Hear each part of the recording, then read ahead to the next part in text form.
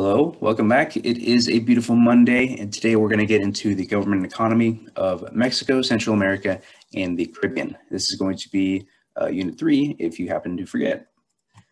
Now, our objectives for today I will learn about the governments and economies of the areas around Central America, so I can understand government and economic systems in Latin American countries, and then I know I have it when I'm able to discuss with my family and friends the government slash economy of Mexico, Cuba, and Panama. All right, getting into our vocab, we only have two words for you all today, and that's going to be the words promote and canal. So keep an eye out for these two words. They are your vocab words for today. The topics for today are going to be Mexico. So that's the government and economy of Mexico, Cuba, and then Panama's government and economy as well. So Mexico, Cuba, and Panama are going to be the three countries we're focusing on for today's lesson. All right. First off, getting into the Mexican government. So Mexico, if you didn't already know, is a constitutional federal republic. So pretty much just like the United States. Okay, so it has a constitution. Federal means that it's made up of a bunch of states, and the republic means that people, elect their representatives. Now, it's very similar, again, to the United States government in terms of its three branches, but the president of Mexico is actually considered to be more powerful than the judicial and the legislative branches. So the executive branch, the president in Mexico, is considered to be more powerful. And I believe the Mexican president is actually, they only get one term, but their one term is 6 years. Mexico is also made up of 31 states. That is what makes it, a federation. It's made up of all those states. All right, I'm going to go ahead and move on to the next slide here. But one thing, the picture in the background, I believe that is going to actually be the inauguration of the Mexican president. So whenever they have their election and the president wins in Mexico, this is what it tends to look like. All right, Mexican economy. So Mexico is considered to be a developing free market, which means that they've now just recently, I don't know the exact year, but it's they recently just went more so from an agricultural industry, so more so an industry with farming food and raising livestock, to more so of an industrial economy, so more like manufacturing. So manufacturing industry, also oil, are some of the most important aspects of the Mexican economy. So these are a couple, or some of the things that tend to bring in the big bucks for Mexico. And then finally, Mexico, again, makes a lot of money. So they have a high GDP, or gross domestic product. That's just the pretty much within a given year, how much wealth a country can generate.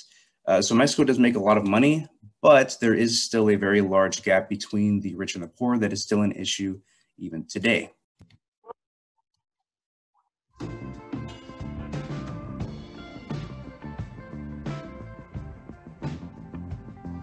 Mexico is not a rich nation. It may have the 15th largest economy in the world, but it also has a lot of people. So that wealth is spread very, very thin. On top of this, it is also spread very, very unevenly. Wealth inequality in Mexico is not as bad as, say, inequality in South Africa, but it is not far behind. And it's also very, very regional. Outside the regions bordering the USA and Mexico City itself, the country's population is even poorer than you would determine from nationwide figures. You see, it has a typical developing economy dynamic. The major cities and centres of infrastructure reap the rewards of trade and industry, while predominantly farming populations in regional areas are left behind. All right, so getting into Cuba. Now, Cuba's government is known as a socialist republic. This was instituted by Fidel Castro around the time of 1959. Now, what socialist means, it's basically ties directly into their economy, or their form of economy known as communism. Socialism is basically the political ideology that is pretty much in direct contrast to what we have here in America, and also in Mexico, or here in the United States and Mexico, in terms of our free market economy, where there's private ownership of businesses, whereas in a socialist slash communist sort of a form of government and economy, it's actually, or the businesses, the means of production are owned not privately, not by the private citizens, but more so by the public. What that tends to mean is that the government is the one that tends to come under control of those businesses, and they're the ones that sort of like a deal with the economy, with businesses. Now, citizens vote, so citizens technically are considered able to vote, as a republic in Cuba, but really there's only one political party that exists in Cuba, so the Communist Party. So a lot of this has drawn a lot of criticism. People say that, oh yeah, even though that Cubans are able to vote, because it's a republic, it's not really like a free voting sort of ordeal. Okay, so many consider it to actually be authoritarian. It's like the elections, probably not, I wouldn't want to say rigged, but they are very, they're very kind of cookie cutter. They're very sort of, like the public doesn't really have a whole lot of options because there's just one political party to vote from in Cuba. Now, moving on to the Cuban economy, so tying directly back into its socialist republic, the economic form or the economic sort of ideology that tends to be with socialism is communism. And again, this just means that the property is publicly owned, not privately owned. And unfortunately, this has led to the government not really being able to promote or to sort of support economic growth. A lot of areas of Cuba are seen to be in fairly poor condition. So it's not exactly, communism hasn't really helped Cuba a whole bunch, especially right after they were getting support from the USSR, so the Soviet Union. So once that kind of fell out because the Soviet Union broke apart, it's no longer a communist country up in Russia, Cuba has kind of fallen apart with its communist policies in terms of like its economic structure.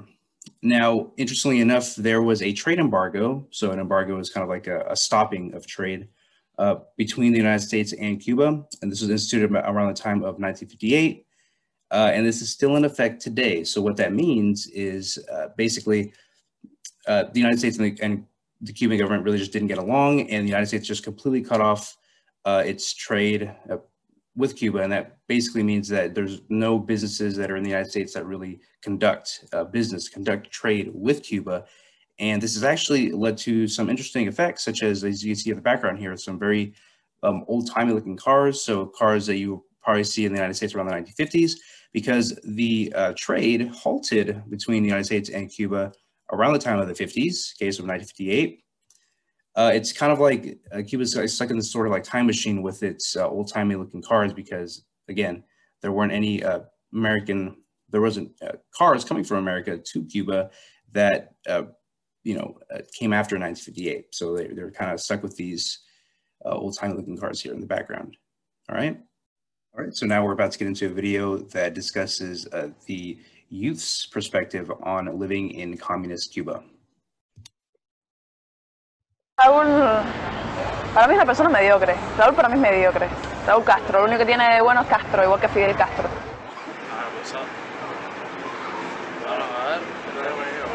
Vamos, estoy estudiando cultura física. Trabajo en un negocio privado, venta de artículos religiosos. Yoruba es una religión practicada en África y en Cuba. Tenemos una gran tradición religiosa. Aquí donde está mi raíz, mi identidad. Es el mapa de Cuba con la bandera. Si la revolución, tal vez yo fuera con mi color de piel un simple esclavo o una persona insignificante. No pudiera tener los logros que tengo, que soy un joven universitario. No pudiera estar sentado aquí contigo hablando ahora mismo. No creo que vaya a cambiar mucho porque sabemos lo que tenemos que hacer para poder continuar con la revolución. Estudio medicina. La salud en Cuba principalmente es gratuita. Cualquier persona puede acceder a servicios de salud y eso es para mí lo más importante. Eso debería ser algo a nivel mundial, que todas las personas tuvieran derecho a una salud gratuita. Fidel ha estado presente, pero ya lleva mucho tiempo fuera de la presidencia. Me parece que no va a cambiar mucho la actualidad en Cuba. Aquí me estoy conectando a internet, mañana es mi cumpleaños y entonces mi hermana me está felicitando, amistades, amigos, de que mi carrera en otro país se va a desempeñar mejor y si tengo la posibilidad de desarrollarme en otro país, pues eso haré. En 10 años me veo con mi empresa de desarrollo de software, que es lo que me gusta programar, y creando, lo que sea, pero creando. Es un hecho de que van a ocurrir disímiles cambios.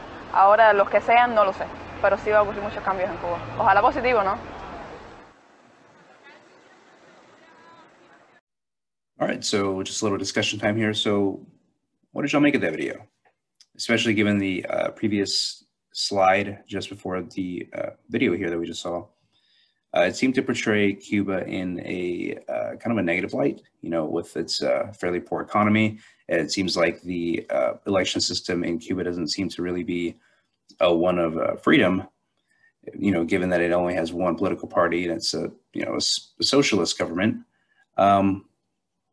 What exactly do y'all make of this? Do you think that the citizens of Cuba, at least the youth here in the video, do you think they support the Cuban government? Do you think they are against it? What do y'all think about that?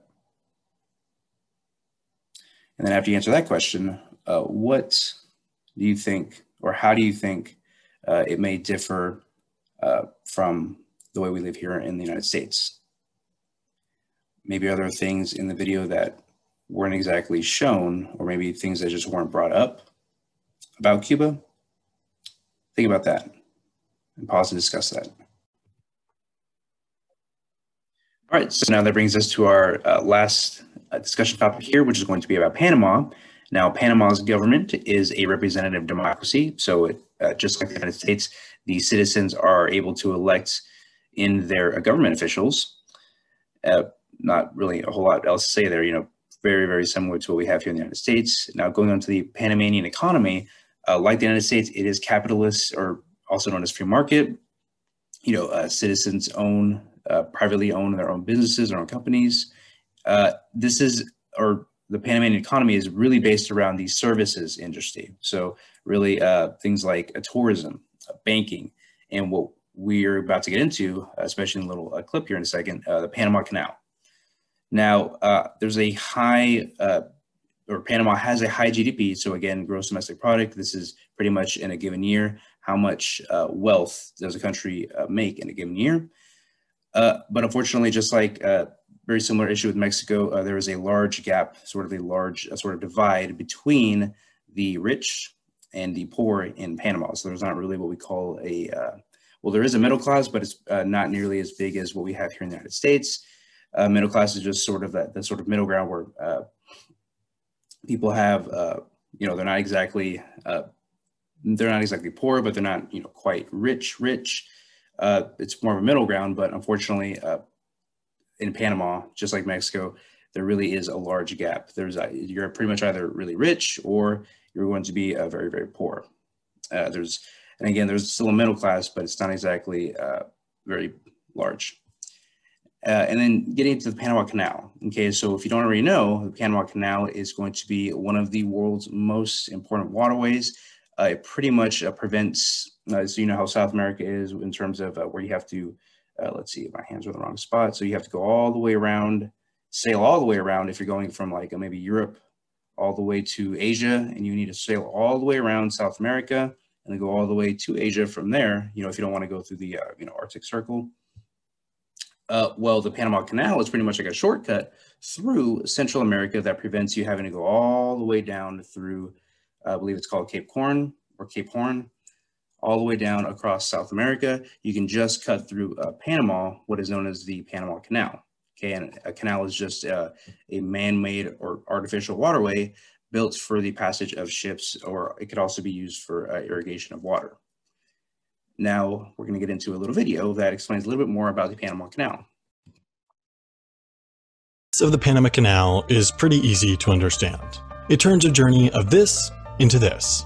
It brings the US West Coast closer to Europe, and it brings the US East Coast closer to Asia. These rather short 180-foot or 55-meter wide trenches are, combined, perhaps the single most important and most influential waterway on Earth. That's because the entire shipping industry worldwide is shaped by the Panama Canal. Hundreds of years ago, the opportunity of a canal across the narrow country of Panama was identified. After a few earlier false starts, the Americans went down to Panama in 1903, signed a fairly dubious treaty granting them land, dammed up a river to make an artificial lake, dug a trench from that lake to the Pacific, dug a trench from that lake to the Atlantic, and $13 billion and 5,600 worker fatalities later, the canal was done. It officially opened the Pacific to the Atlantic on August 15, 1914, as the first commercial ship, the SS Ancon, sailed through. Now, the Panama Canal is not just one straight shot from ocean to ocean. That's because the artificial lake they created, Gatun Lake, is 85 feet or 26 meters above sea level. So, cargo ships, which can weigh more than 1 billion pounds, need to get up those 85 feet or 26 meters and then back down again to transit from ocean to ocean. Like most canals, to do this, the Panama Canal uses locks. From the Atlantic side, for example, a ship will be pulled into the first lock by the tug trains on each side of the canal, the downstream gate will close, water from upstream will be fed in to fill the lock, the boat will float up, then once the water level rises to match that of the next lock, the gate will open, and the ship will be pulled into the next lock. Then the gates will close, the water level will rise again, the gates will open, then this will all happen one more time until the third lock raises the ship to the water level of Gatun Lake, those 85 feet or 26 meters above sea level. Believe it or not, it is these 3 locks exclusively that limit what size a large portion of the world's container ship fleet can be. A ship has to be under 1,200 feet or 366 meters long and 168 feet or 51 meters wide to be accepted in the Panama Canal, and so a huge proportion of the world's ships are built to be exactly this size. And that brings us to our objectives that we did today. So what we did is that we learned about the governments and economies of the areas around Central America. Why? Well, so we could understand government and economic systems in Latin American countries. And hopefully, you know, you haven't when you're able to go home and discuss with your family and friends the government and economies of Mexico, Cuba, and Panama. All right, that is going to conclude this video lesson for today. Do not forget to do your comprehension check. It is going to be a formative grade. It is located in this day's folder. So have a good rest of your day and take care.